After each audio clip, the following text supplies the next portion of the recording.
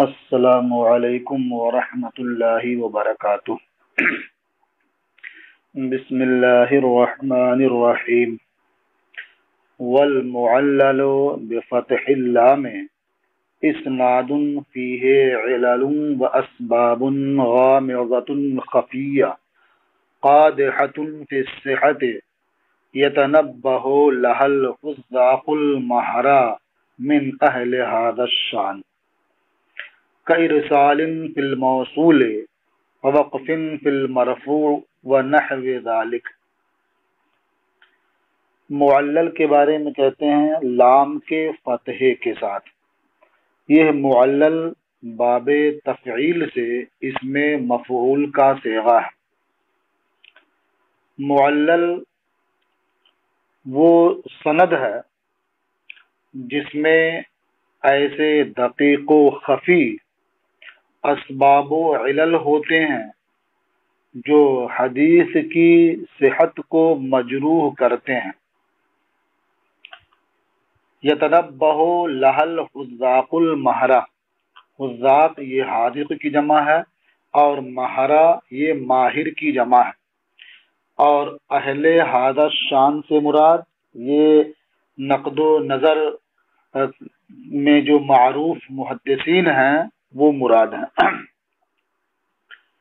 تو یتنبہ لها الحذاق المہرۃ من اہل ھذا الشان، ان اسباب و علل سے ماہر و تجربہ کار ائمہ حدیث ہی آگاہ ہو پاتے ہیں۔ کإرسال فی الموصول، جیسے حدیث موصول میں ارسال کا ہونا، ووقف فی المرفوع اور حدیث مرفوع میں وقف کا ہونا، ونحو ذلک اور اس جیسے دوسرے اسباب دقیقہ و خفیہ کا ہونا۔ اس میں کل 3 مثالیں آپ کے سامنے آنی چاہیے۔ ایک ہے حدیث موصول یعنی حدیث متصل میں ارسال کا ہونا۔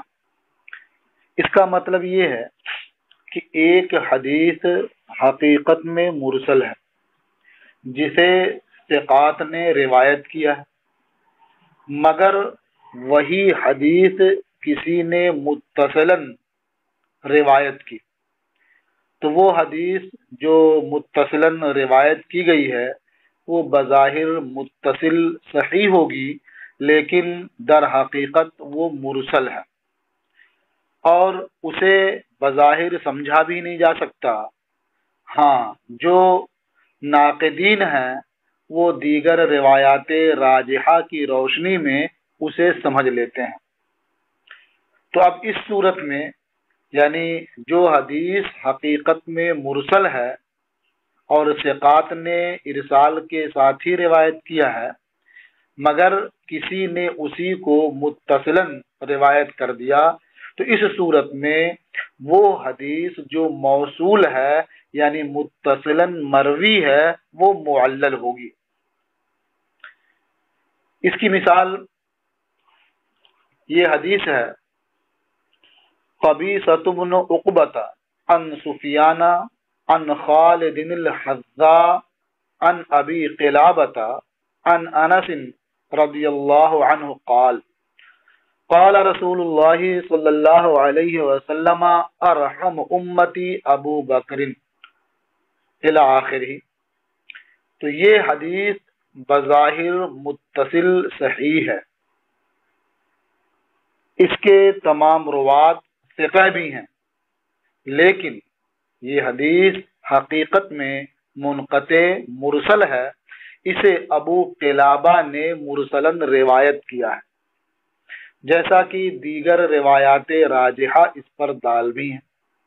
لہذا یہ روایت محدثین کے نزدیک معلل اور ضعیف ہے۔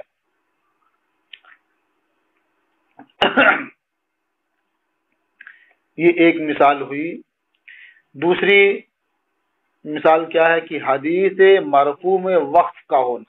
اس کی مثال، اس کا مفہوم کیا ہے کہ کوئی حدیث حقیقت میں موقوف ہے لیکن کسی نے اسے مرفوعاً روایت کیا، جیسے یہ حدیث عن یزید بن سنان الرحاوی عن العامش عن ابی سفیان عن جابر عن النبی صلی اللہ علیہ وسلم قال من ضحک فی صلاته یعید الصلاة ولا یعید الوضوء۔ یہ حدیث حقیقت میں مرفوع نہیں ہے بلکہ حضرت جابر ابن عبداللہ رضی اللہ تعالی عنہ پر موقوف ہے۔ دیگر روات نے اسے موقوفاً اس طرح روایت بھی کیا ہے، مثلا عن وکیع عن العامش عن ابی سفیان قال سئل جابر عن الرجل يضحك في الصلاة قال يعيد الصلاة ولا يعيد الوضوء۔ لہذا یہ حدیث جو بظاہر مرفوع ہے محدثین کے نزدیک معلل اور ضعیف ہوگی، اس لیے کہ یہ حقیقت میں مرفوع نہیں بلکہ موقوف ہے، جیسا کہ سنن دارقطنی میں یہ روایت موجود بھی ہے۔ اور تیسری چیز کیا تھی کہ اس جیسے دوسرے اسباب دقیہ و خفیفہ ہوں۔ دوسرے اسباب میں مثلا سند میں کسی راوی کا نام تبدیل ہو گیا ہو، جیسے یہ حدیث کہ یعلی بن عبید عن سفیان الثوری عن عمرو بن دینار عن ابن عمر رضی اللہ عنہما عن النبی صلی اللہ علیہ وسلم قال البیعان بالخیار الی آخری۔ تو یہ اس حدیث کی سند متصل ہے، اس کے روات عادل اور ثقہ بھی ہیں، مگر اس کے باوجود یہ حدیث معلل اور غیر صحیح ہے۔ وجہ کیا اس کی؟ وجہ یہ ہے کہ اس سند میں ایک راوی عبداللہ ابن دینار ہیں۔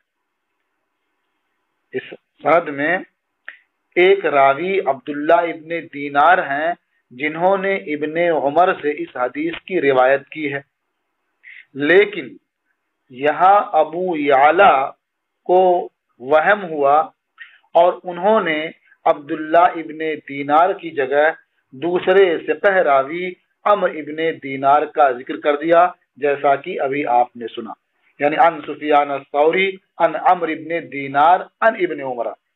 تو یہ حقیقت میں عمر ابن دینار عن ابن عمر نہیں ہے، بلکہ یہ حقیقت میں عن عبداللہ ابن دینار عن ابن عمر ہے۔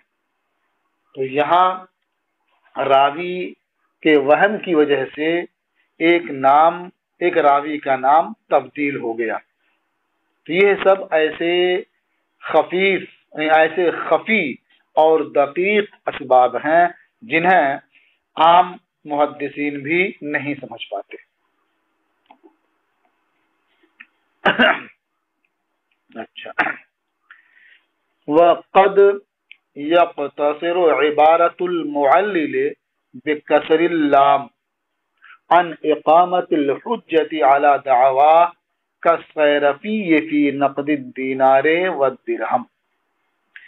اور کبھی معلل یعنی لام کے کسرے کے ساتھ، کبھی معلل کی عبارت معلل کے دعویٰ پر حجت قائم کرنے سے عاجز ہوتی ہے، بالکل اسی طرح سے سیرفی اس شخص کو کہتے ہیں جو درہم اور دینار پرکھتا ہے اور یہ بتاتا ہے کہ یہ کھرا ہے یا پھوٹا ہے، اسی کو صراف بھی کہتے ہیں۔ جیسے سیرفی فی نقد الدینار والدرہم، یعنی جیسے درہم و دینار پرکھنے والا صراف درہم و دینار پرکھنے میں دلیل پیش کرنے سے عاجز ہوتا ہے۔ اس کے عاجز ہونے کا مطلب کیا ہے کہ یہاں علت حدیث میں نقد و نظر کرنے والے محدث کو یہ معلوم ہو جاتا ہے کہ اس حدیث میں عیب ہے اور یہ حدیث معلل ہے، مگر اس کے باوجود وہ کبھی کبھی اپنے دعویٰ یعنی حدیث کے معلل ہونے پر دلیل پیش کرنے سے قاصر ہوتا ہے۔ اس کی مثال ایسے ہی ہے جیسے صراف اپنے تجربے کی بنیاد پر درہم اور دینار کو دیکھ کر بتا دیتا ہے کہ یہ کھوٹا ہے، لیکن اس کے باوجود کسی ناواقف کے سامنے اس پر دلیل پیش نہیں کر پاتا۔ تو بالکل اسی طرح سے کبھی کبھی جو ناقد ہوتا ہے وہ حدیث کے بارے میں یہ بتا دیتا ہے کہ یہ معلل ہے، لیکن اس کے پاس اس کے معلل ہونے پر کوئی ایسی دلیل نہیں ہوتی، یا یہ کہہ لیجئے کہ وہ اس کے معلل بتانے میں اس کے وہ حدیث کو معلل ثابت کرنے میں قاصر ہوتا ہے اور دلیل پیش نہیں کر پاتا۔ وَإِذَا رَوَى رَاوٍ حَدِيثًا وَرَوَى رَاوٍ آخَرُ حَدِيثًا مُوَافِقًا لَهُ يُسَمَّى هَذَا الْحَدِيثُ مُتَابِعًا بِصِيغَةِ اسم الفاعل۔ اور جب ایک راوی کوئی حدیث روایت کرے اور دوسرا راوی اس کے موافق کوئی حدیث روایت کرے، تو اب اس دوسری حدیث کو متابع کا نام دیا جاتا ہے۔ جو سما حاضر حدیث ہو، اس حدیث کو دوسرے راوی نے روایت کیا ہے، اس حدیث کو متابع بصیغۃ اسم الفاعل، اس میں فاعل کے صیغے کے ساتھ متابع کا نام دیا جاتا ہے۔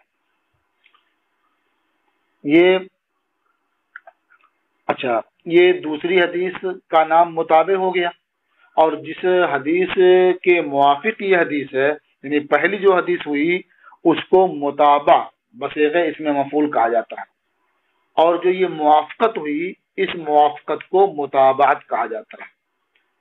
تو اسی یعنی متابع کو، پہلی حدیث کو متابع کہا جاتا ہے اور اسے اصل بھی کہا جاتا ہے، اور اس کے موافق جو دوسری حدیث ہوتی ہے اسے متابع اور موافق کہا جاتا ہے، اور جو یہ موافقت کا عمل ہوتا ہے اسے کیا ہے، متابعت کا نام دیا جاتا ہے۔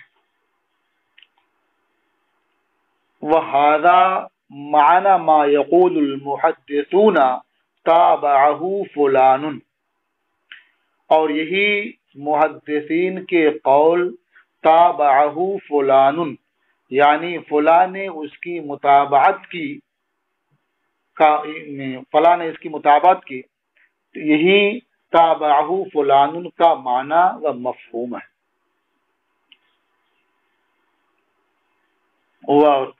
وَكَثِيرًا مَا يَقُولُ الْبُخَارِي فِي صَحِيحِهِ وَيَقُولُونَ وَلَهُ مُتَابِعَاتٍ، اور امام بخاری اپنی صحیح میں بہت سے مقامات پر کہتے ہیں، کثیرا ما یقول البخاری فی صحیح، امام بخاری اپنی صحیح میں بہت سے مقامات پر کہتے ہیں، وَيَقُولُونَ وَلَهُ مُتَابِعَاتٍ، یہ کہتے ہیں، یعنی مطلب کیا ہوتا ہے ان کا، کہ محدثین کہتے ہیں اور اس حدیث کے متابعات ہیں۔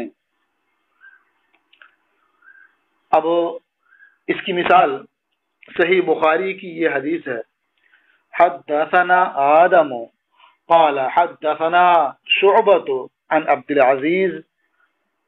العزیز بن صہیب قال سمعت انسا یقول كان النبي صلی اللہ علیہ وسلم اذا دخل الخلاء قال اللهم انی اعوذ بك من الخبث والخبائث۔ وتابعه ابن عرعرة عن شعبة، تابعه ابن عرعرة عن شعبة، یعنی جس طرح آدم نے یہ حدیث شعبہ سے روایت کی ہے اسی طرح ابن عرعرہ نے بھی شعبہ سے روایت کی ہے۔ تو ابن عرعرہ کی حدیث آدم کی روایت کردہ حدیث کے موافق و متابع ہے۔ تو امام بخاری کا یہی کلمہ محل استشہاد ہے یہاں، وَتَابَعَهُ ابن عرعرۃ عن شعبۃ، کہ وہ اکثر یہ کہتے رہتے ہیں کہ لہو متابعات، یہاں تابعہو کہہ دیا انہوں نے۔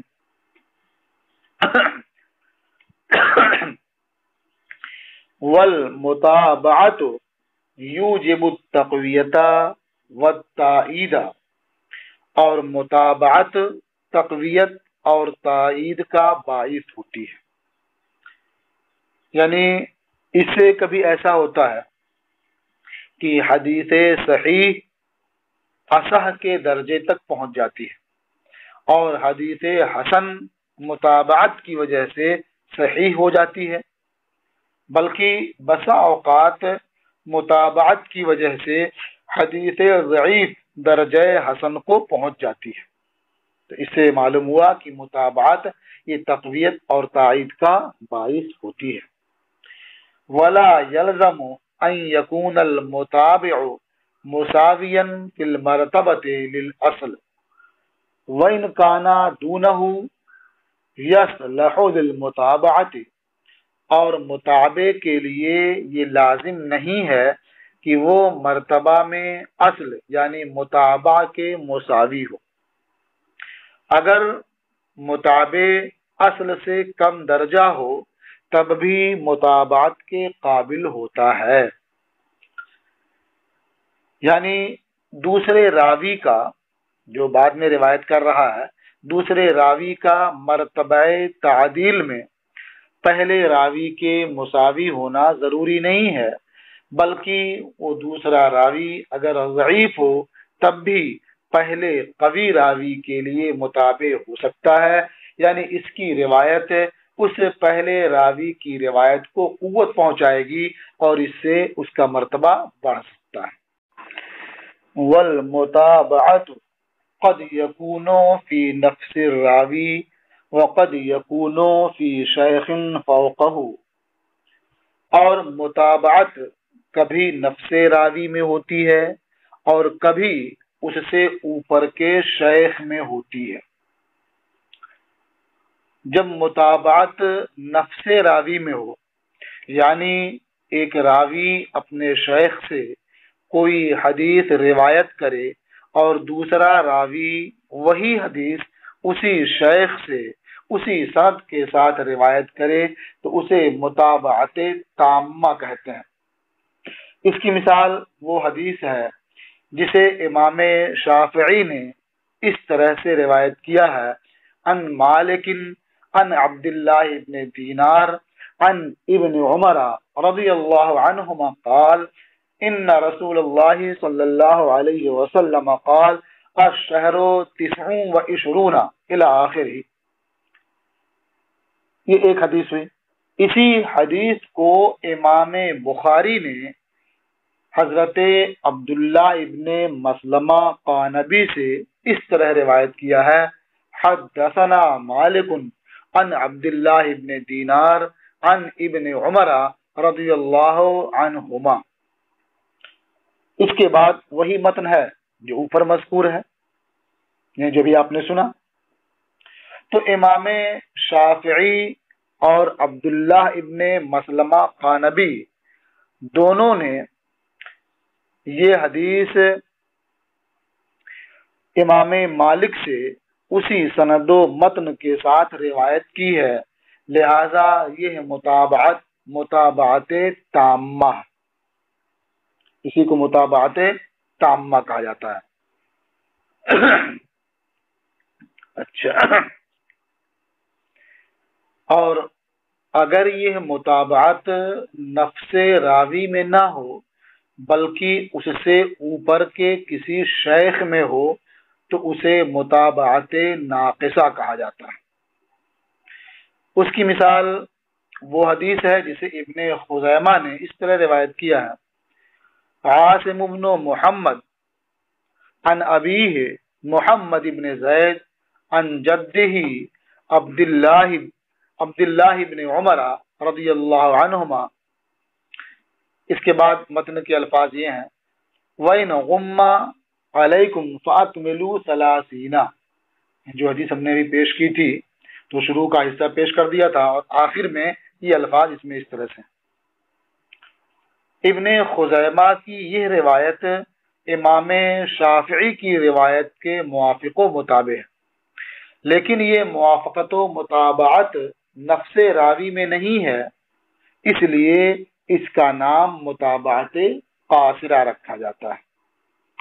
اسی کی طرف مصنف رحمۃ اللہ علیہ نے اشارہ کیا ہے اور یہ بھی واضح کر دیا ہے کہ جو مطابعت تامہ ہوتی ہے وہ زیادہ اہم ہوتی ہے، اور جو مطابعت قاصرہ ہوتی ہے یہ اس سے کم درجے کی ہوتی ہے۔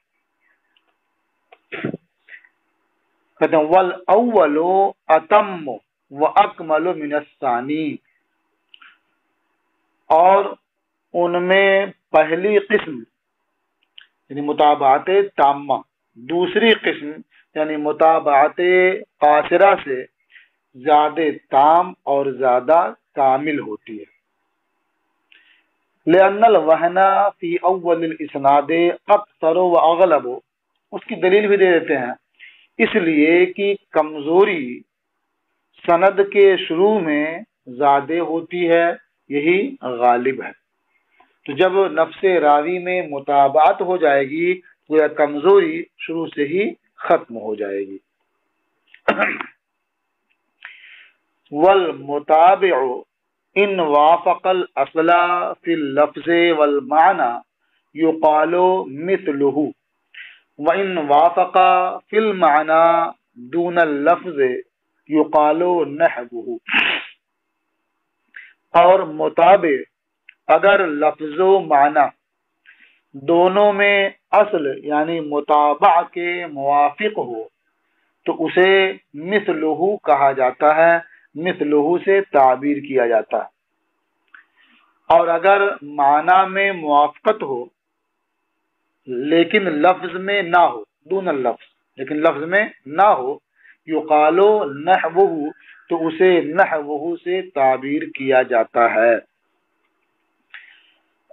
پہلے کی مثال مثلہ کہنے کی، جیسے امام بخاری کا قول حدثنا ابو نعیم عن ہشام عن قتادہ عن الحسن عن ابی رافع عن ابی ہریرہ عن النبی صلی اللہ علیہ وسلم قال اذا جلس بین شعابها الاربع ثم جہدها فقد وجب الغسل، تابعه عمرو بن مرزوق عن شعبة مثله،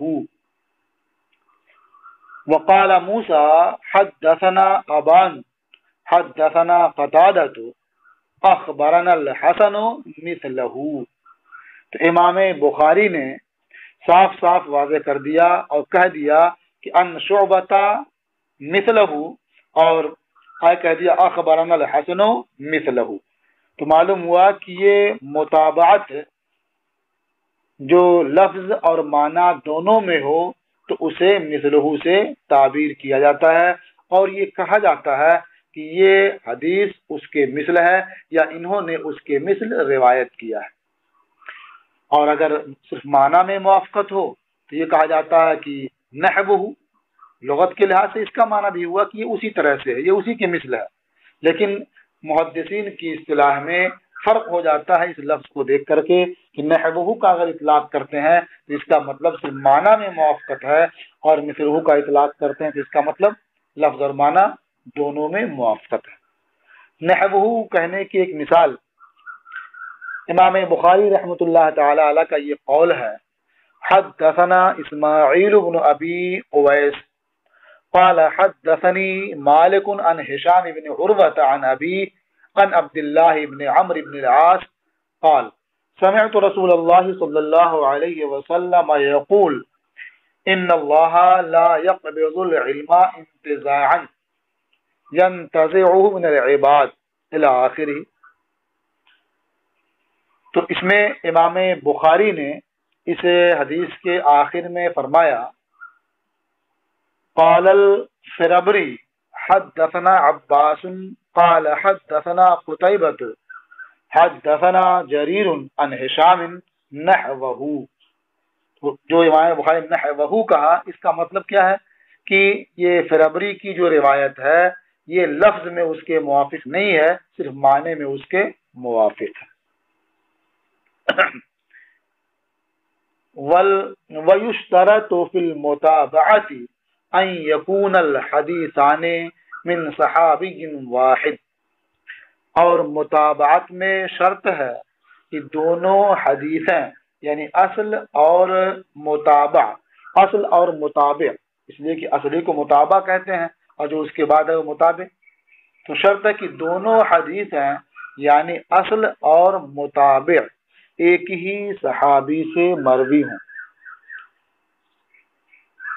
فَإِنْ كَانَ مِنْ صَحَابِيَّيْنِ يُقَالُ لَهُ شَاهِدٌ، تو اگر دونوں حدیثیں دو صحابی سے مروی ہوں تو متابع کو شاہد کا نام دیا جاتا ہے، یعنی اب اسے شاہد کہا جائے گا۔ شاہد اصطلاح میں وہ حدیث ہے جسے ایک صحابی نے دوسرے صحابی کے موافق روایت کیا ہو، جیسے یقال لہ شاہد، کما یقال لہ شاہد من حدیث ابی ہریرہ، جیسے کہا جاتا ہے لہ شاہد من حدیث ابی ہریرہ، یعنی اس حدیث کے لیے ابو ہریرہ کی حدیث مؤید ہے۔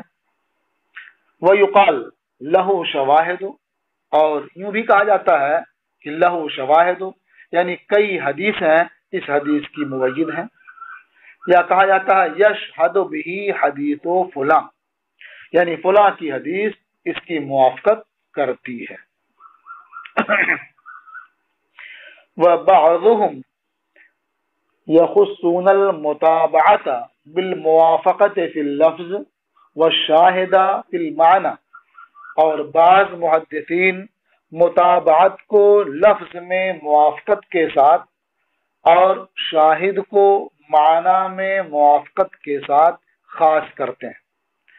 سواء کان من صحابی واحد اور صحابیین، خواہ وہ ایک ہی صحابی سے مروی ہو یا دو صحابی سے۔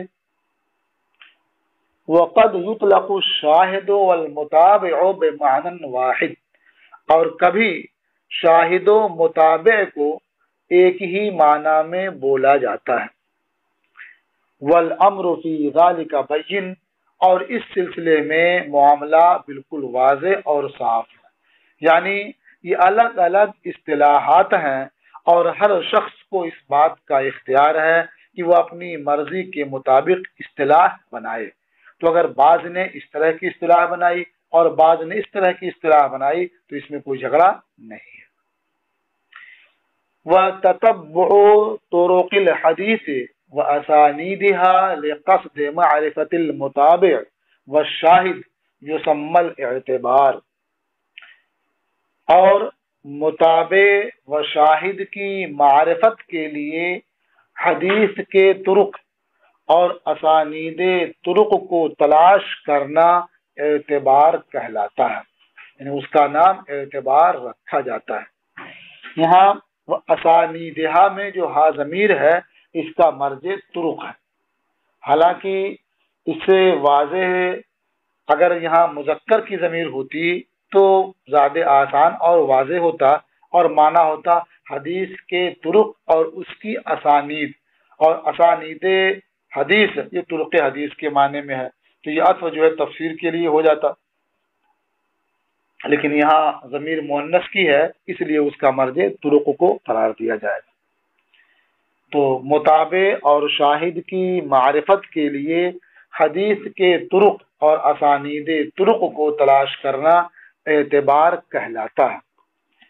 اس کی مثال وہ حدیث ہے جسے امام شافعی نے اس طرح روایت کیا ہے، عن عبداللہ ابن دینار عن ابن عمر رضی اللہ عنہما الشہر 29 الی آخرہ، یہ پہلے حدیث آ چکی ہے۔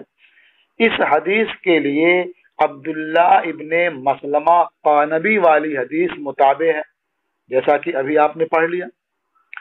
اسی طرح اس کے لیے محمد ابن جبیر عن ابن عباس والی حدیث شاہد ہے، اس لیے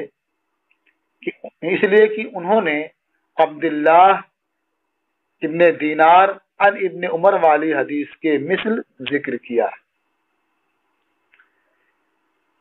لہذا یہ حدیث اس کے لیے شاہد باللفظ ہے، اور کبھی کبھی حدیث کے لیے شاہد بالمعنی بھی ہوتا ہے۔ اس کی مثال امام بخاری نے اس کی مثال وہ حدیث ہے جسے امام بخاری نے محمد ابن زیاد عن ابی ہریرہ ان الفاظ میں روایت کیا ہے، وَإِنْ غُمَّ عَلَيْكُمْ فَأَكْمِلُوا عِدَّةَ شَعْبَانَ 30۔ تو اس کے الفاظ وہ نہیں ہیں جو پہلی یعنی عبداللہ ابن دینار عن ابن عمر والی حدیث کے الفاظ ہیں، لیکن معنی اور مفہوم ایک ہی ہے، اس لیے یہ حدیث اس کے لیے شاہد بالمعنی ہے۔ یہ فصل آج مکمل ہوئی، اب انشاءاللہ اس کے بعد دوسری فصل شروع ہوگی۔ السلام علیکم ورحمۃ اللہ تعالی وبرکاتہ۔